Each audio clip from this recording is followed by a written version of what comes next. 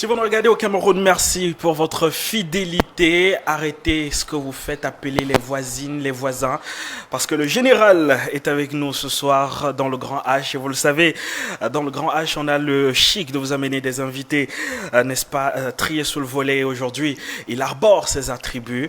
Et on aura donc 30 minutes d'échange avec le général Camille Makosso qui a fait le déplacement de la Côte d'Ivoire et qui est avec nous ce soir. Bonsoir, général. Bonsoir. Bienvenue. Merci, bonsoir à tous les téléspectateurs de cette grande chaîne de télé. Ça me fait plaisir d'être là, donc je suis prêt. Voilà, qui est bien dit. Alors, bienvenue une fois de plus, général. On va rentrer dans le vif du sujet. Vous êtes au Cameroun aujourd'hui pour une série d'activités. Est-ce que vous pouvez partager cela avec nos téléspectateurs? Qu'est-ce qui vous ramène au Cameroun? D'abord, je reviens parce que tout simplement, j'étais un peu fatigué. Voilà, après la CAN, les Ivoiriens m'ont trop fatigué. Voilà, Makosso, tu nous as trahis. On était dans un combat. Il dit, continuez votre combat sans moi. Les combats dont je ne sais pas pourquoi on est en combat là, je ne comprends pas. Je ne fais pas de combat inutile. Depuis quand on est en combat avec le Cameroun? Quel est le combat, le sang du combat? Ah non, il paraît qu'ils ont brûlé, ils ont marché sur notre maillot. On te dit qui a marché sur le maillot? Tu as les résultats de l'enquête? Non. Donc on est sur les réseaux sociaux, on se bat, pourquoi alors? Donc ces gens d'histoire, j'en ai pas dit. Il fallait que je vienne me reposer un peu. Voilà, vous savez, quand vous avez été invité par Samuel Eto'o au Cameroun, mon ami, là où le bonheur t'appelle, tu y vas. Il y a une facture par rapport à cela? Non, pas de facture, Samuel Eto'o. Vous savez, nous on est arrivé à un stade maintenant où il n'y a pas de facture en tant que tel. Financièrement parlant, qu'est-ce qu'on peut nous proposer maintenant?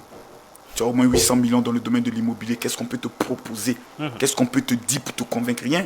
Tu le fais par conviction. On arrive à un niveau de notre vie où c'est la conviction maintenant qui prend le soin d'y aller. Et puis beaucoup de Camerounais doivent venir en 2023 en Côte d'Ivoire. Ouais. Beaucoup hésitent en se disant, est-ce que donc, mon rôle c'est devenu les rassurer qu'il n'y aura rien.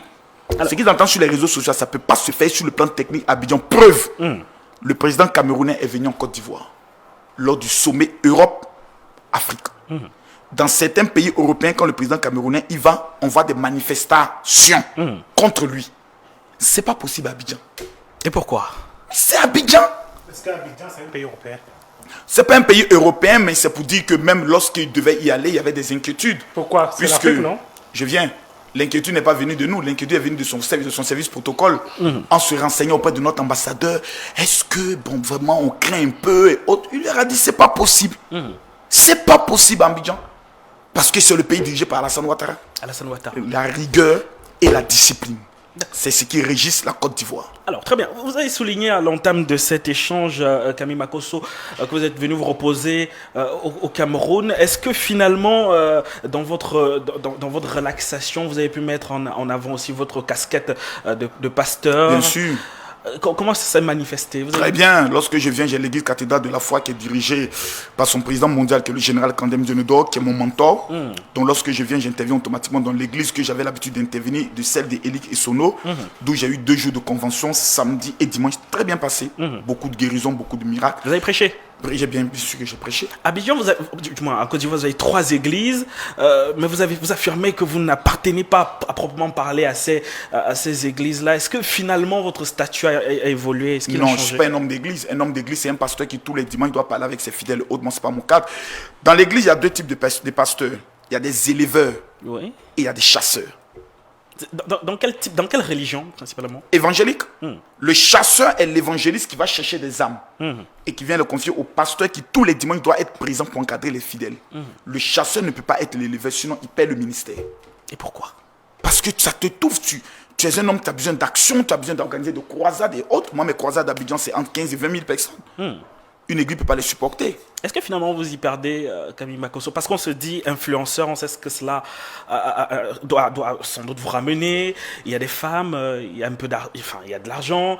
Est-ce que finalement, à un moment donné, vous n'êtes pas perdu? Quand vous rentrez seul chez vous, vous n'êtes pas perdu? Non, je suis un professionnel. Vous êtes un professionnel? Oui, un professionnel, c'est celui qui sait maîtriser les situations, peu importe la situation. C'est-à-dire quelqu'un qui a l'habitude, quelqu'un qui connaît.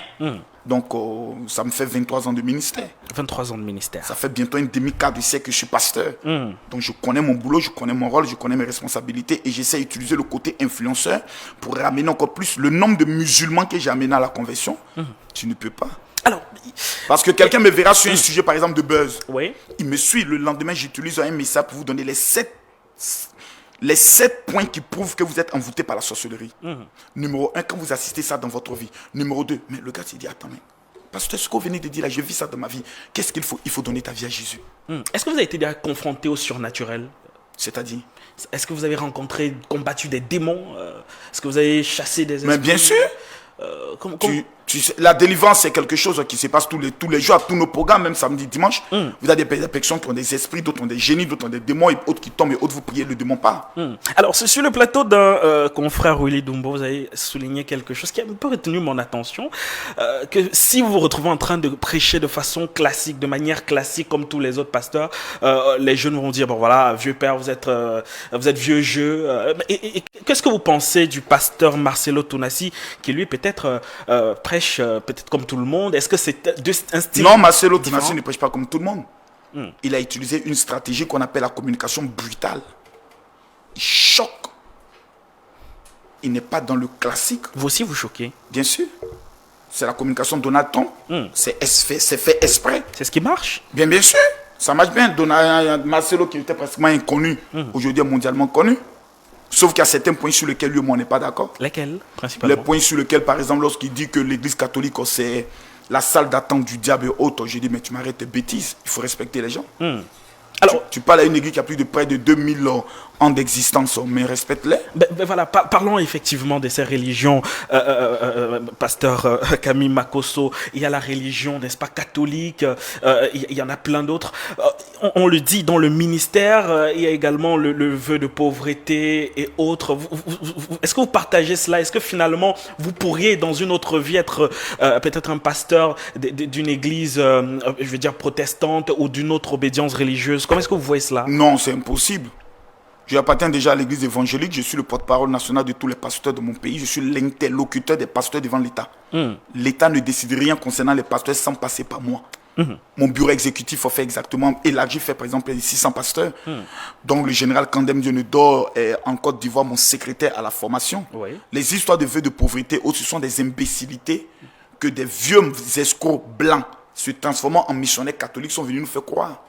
Nous blaguer qu'il faut être pauvre pour aller au paradis, nous convaincre, prendre nos or, notre argent et rentrer chez eux tranquillement. Voilà. C'est pour ça les cultures qui nous disent, ouais, nous devons adorer nos ancêtres et autres. Je ne crois pas. Et autres, quand tu me dis que mes ancêtres étaient des idiots. Parce que dans 1000 ans, je serai un ancêtre. Donc si j'étais un idiot maintenant, fais-moi confiance que dans 1000 ans, si quelqu'un m'adore, il est en train d'adorer un idiot. Voilà, si c'était un imbécile, il est en train d'adorer un imbécile. Si c'était un igna, il est en train d'adorer un igna. Si c'était un ivrogne, il est en train d'adorer un ivrogne. Voilà, donc moi je crois pas aux histoires ancestrales et autres. Je pense que mes ancêtres ont commis des plus graves erreurs en vendant nos bras forts et nos bras valides à des blancs. Pourquoi? Des miroirs et autres. Voilà. Si je les retrouve au paradis, je vais gifler au moins un là-bas. mais vous savez, le paradis, c'est un endroit de paix. David Guélan, j'aimerais naturellement rebondir sur ce que le général Makosso a dit. Est-ce à dire que vous dénigrez, n'est-ce pas, toutes ces religions qui sont pour la préservation du patrimoine socio-culturel africain, puisque vous affirmez avec véhémence que voilà, c'est des imbécilités? Vous voyez, il y a deux choses. Il y a l'adoration et il y a la culture. C'est deux choses totalement différentes. Les danses traditionnelles, ce n'est pas une adoration. Mais à partir du moment où on rentre maintenant dans l'adoration pour dire l'eau qui est là, c'est mon Dieu, champion, là ça devient autre chose. Je ne crois pas en ça. Est-ce qu'il n'y a pas la liberté de croire en ce que l'on veut finalement? Si, c'est ce que moi je défends. Exactement. Que chacun croit en ce qu'il veut. Mais quand souvent des personnes viennent s'asseoir sur des plateaux en disant, mais vous adorez le Dieu des Blancs, vous prenez la religion des Blancs et autres. Je dis, mon frère, je préfère adorer le Dieu du vainqueur que le vaincu. Le blanc est venu chez nous, il nous a battus, mon frère. Il nous a damés sur tous les pions. Donc je préfère adorer son Dieu, le Dieu qui l'a permis de gagner là. Je le préfère qu'au Dieu qui m'a permis de perdre. Il y en a qui critiquent aussi les protestants, général Makosso Camille. Dans quel sens? Il y en a qui critiquent la religion protestantine oui, comme bien étant sûr. une religion calquée sur un modèle fallacieux. Et il y en a qui pensent que le catholicisme est, n'est-ce pas, parole d'évangile. Que vous leur dites par rapport à ça? Non, vous savez, d'abord les protestants viennent avec Martin Luther, Simon Menot, Grebel et autres délégués de niveau de la Suisse. Martin Luther qui était un Allemand, ensuite John Wesley qui vient de l'Angleterre. C'était des personnes qui viennent tous de l'église catholique. La grande différence entre nous et l'église catholique, c'est que nous sommes plus axés sur les miracles, les guérisons, les délivrances, le spectaculaire. L'église catholique est beaucoup basée plus sur la liturgie, c'est-à-dire le rituel. C'est la différence. Pour moi, Dieu n'est pas catholique, Dieu n'est pas protestant, Dieu n'est pas évangélique, Dieu n'est pas musulman, il est Dieu. Ça, c'est ma philosophie. Donc, je me dis, au ciel, je verrai des catholiques. Parce que vous avez des protestants évangéliques qui respectent la parole de Dieu, qui jeûnent et qui prient, mais qui sont les plus méchants sur Mais terre. monsieur Makosso, si vous verrez des catholiques, ça reste votre point de vue. Ça reste mon point de d'accord. vue. Oui. Je me dis que c'est la croyance. La Bible dit quiconque croira sera sauvé. Il n'est pas écrit quiconque sera évangélique ou assemblée de Dieu sera sauvé. Non. La religion ne sauve pas. C'est ton intimité personnelle avec Dieu qui te sauve. Et quel est votre rapport avec Dieu aujourd'hui, Camille Pardon? Makosso? Quelle est votre relation avec Dieu aujourd'hui? C'est mon bon vieux père, on est ensemble, tout va bien. Je l'aime lui-même. Je peux mourir pour lui. Il le sait très bien. Moi, je ne suis pas des gens qui se sont convertis. Je suis un radical. Ça veut dire que si j'étais, par exemple, dans certaines religions qui font peut-être où on me dit il faut faire un attentat, je serais un extrémiste. Je suis un extrémiste radical évangélique. Je crois en ce que j'ai vu. J'ai vu des miracles, j'ai vu des paralytiques s'élever, j'ai vu des aveugles voir. Qu'est-ce qu'on viendra me dire? Un ancien bandit qui voit ce genre de choses. Qu'est-ce que tu peux venir me dire qui va me convaincre du contraire? Qu'est-ce que tu peux venir me dire comme conviction? Je prêche les dimanches, je dis mettez la main où vous avez mal. J'ouvre le téléphone, papa, je suis aux États-Unis, pendant que tu parlais, j'ai été guéri. Qu'est-ce qu'on va, qui va venir m'expliquer ça? Quel marabout bien féticheur peut faire ça? Personne. Un jour sur un plateau télé, ils ont voulu me confronter à un marabout. Aujourd'hui, mais signez une décharge. Le marabout sexuel dit signez une décharge. Si vous êtes prêt à assumer un mort sur le plateau, il n'y a pas de problème. Le marabout s'est rétracté. On n'est pas des amis. Tu parles à des entités. À des gens qui parlent, des gens qui ne marchent pas depuis des mois, se lèvent, des jours, se lèvent et marchent. Donc vous avez des facultés spéciales, Camille Makosso? Mais un pasteur évangélique est dans le domaine de la guérison miraculeuse. Moi, ma spécialité, c'est la voyance et la guérison miraculeuse. Voilà, c'est impossible que je prie pour toi et 3 jours plus tard, tu ne rentres pas un témoignage. Parce que lorsque je suis devant mon Dieu, je ne suis plus rien. Ce n'est plus l'homme des réseaux sociaux. C'est un enfant qui croit. La Bible dit, laissez venir à moi les petits enfants, car le royaume de Dieu appartient à ceux qui les ressemblent. Avec Dieu, il faut être humble. Il faut te laisser conduire par lui. Il faut parler avec lui avec une telle passion, avec amour. Beaucoup servent Dieu sans l'aimer. Il faut d'abord l'aimer. Il faut être fan de lui. Oui, c'est fan de Jésus. Exactement. Alors, Bernard Bilan, je vous ai vu prendre beaucoup de notes. Peut-être vous aurez l'occasion de rebondir vis-à-vis de notre invité de ce soir. Je suis un peu perdu. J'ai un général, j'ai un pasteur, je ne sais pas où me situer généralement. Il affirme avoir 3 personnalités. Les 3 en 1. C'est ce que vous dites généralement. En quelques mots, pourquoi 3 en 1? 3 en 1 parce que tout simplement, si nous rentrons dans l'art de l'influence, c'est-à-dire quelqu'un qui peut influencer même une décision politique, j'estime être le numéro 1. Donc vous pensez que vous pouvez influencer les décisions politiques de Ouattara en Côte d'Ivoire? Oui, bien sûr. D'accord. En deuxième? En deuxième, j'estime qu'en matière de coaching, comment prendre quelqu'un, l'enseigner toutes les stratégies pour réussir en tant qu'écrivain. D'abord, j'ai 2 ouvrages. Vous avez 2 ouvrages. C'est bien, impossible oui. je finis, c'est impossible Oui, de allez-y. m'écouter dans le domaine de la stratégie de réussite et échouer. Et dans le domaine religieux, j'estime que je suis un gagneur d'âme hors pair. D'accord. Vous êtes un chasseur. Oui. Si j'ai bien compris, non un éleveur. Tout à fait. D'accord, vous chassez plutôt que vous n'élevez. Alors, je voudrais d'ailleurs, permettez, j'aurais dû commencer par là, toutes mes condoléances, parce que je remarque en 2020, vous avez perdu Tatiana Kossere, la mère de vos enfants, sauf si je me trompe, toutes mes condoléances. Mais vous avez dit, dans une interview accordée à un confrère ivoirien, que c'était la plus belle femme de l'église. Quand vous êtes entré, vous l'avez rencontrée à l'église, c'était la plus belle femme de l'église et vous ne pouvez pas laisser passer cette beauté. Mais votre belle famille ne vous a jamais aimé. Vous a jamais aimé et vous a tabassé, même parfois organisé des gangs pour vous tabasser. Parce que, pourquoi vous étiez plus vieux que cette jeune fille? Non, en fait, j'étais pauvre. Vous étiez pauvre. C'était tout. C'était toute la raison. Mais c'est pas ce que vous avez laissé croire. Parce que quand vous dites Exactement. quand vous dites que pour vous avez insisté et vous avez dit à vos beaux-parents que pour vous, lorsqu'une fille a 18 ans, elle est libre de faire son choix. Je vais maintenant vous parler.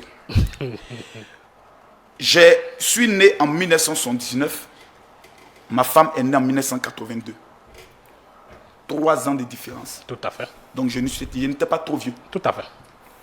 Numéro 2, j'ai une philosophie claire. Je m'en fous de l'opinion de ma belle famille. Quand j'aime votre fille, ce n'est pas votre affaire. Quand nous sommes majeurs. C'est un peu leur affaire, général Makosso, c'est leur sang. Pardon? C'est un peu leur affaire parce que c'est leur sang. Je vais maintenant t'expliquer. Votre fille, lorsqu'elle décide d'aimer un homme, vous respectez son choix d'abord. En Occident, on dira non, on n'est pas là. En Occident, des gens vont se marier même sans inviter même leurs parents. Ils viennent les informer, bon, je vous informe que je me suis marié et autres. Cet esprit dans le mariage où on veut que la belle-mère puisse forcément aimer son beau-fils, c'est une mauvaise philosophie. Le beau-fils doit convaincre par ses actes par sa réussite, par l'amour qu'il donne à sa femme, pour le confort qu'il donne à sa femme, qu'il aime, la belle famille sera obligée de te respecter. Mais quand nous rentrons dans la tradition pour dire nous voulons que notre fille marie un blanc, et comme tu n'es pas le blanc, on doit te détester, mais je me dis nous retournons à quoi? Nous retournons en 1960? Mais est-ce que ce n'est pas la femme en question, la mère qui donne la bénédiction, elle qui donne l'aval? Est-ce que ce n'est pas elle qui donne l'aval finalement puisque non, c'est le père. Oui. Chez nous, en Côte d'Ivoire, il y a la tradition. C'est le patriarcat. C'est la famille paternelle qui décide. Or, dans ce cas de figure, c'est la famille maternelle qui faisait beaucoup de bruit et ils n'ont même pas le droit même de se prononcer. Et vous avez dit en 19 ans de mariage, votre belle famille n'était jamais arrivée chez vous. Oui. Alors, votre fille, vous avez 5 enfants. Oui. Vous avez eu quatre. Vous avez un enfant au mariage. Oui. Elle a aujourd'hui 18 ans. Un garçon. Qui a 18 ans aujourd'hui. Vous pouvez le laisser faire ses choix. Bien sûr. Sans avoir un droit de regard sur ses choix. Mais je lui montre comment réussir dans sa vie à partir de 18 ans, 20 ans. Moi, je n'ai aucune autorité sur mon enfant. Il fait ce qu'il estime être vrai. C'est son expérience de vie. Et s'il décide de ne pas servir l'église? Mais c'est son choix le plus absolu. Est-ce que vous n'aurez pas raté, vous n'aurez pas pu être chasseur de votre fils?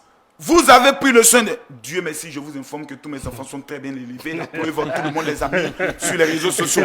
Je fais ma part. En général, c'est ce que vous pensez. Mais chacun est différent. Exactement. Chacun est différent, mais je prends le soin de vous dire ma responsabilité, c'est de donner une bonne éducation.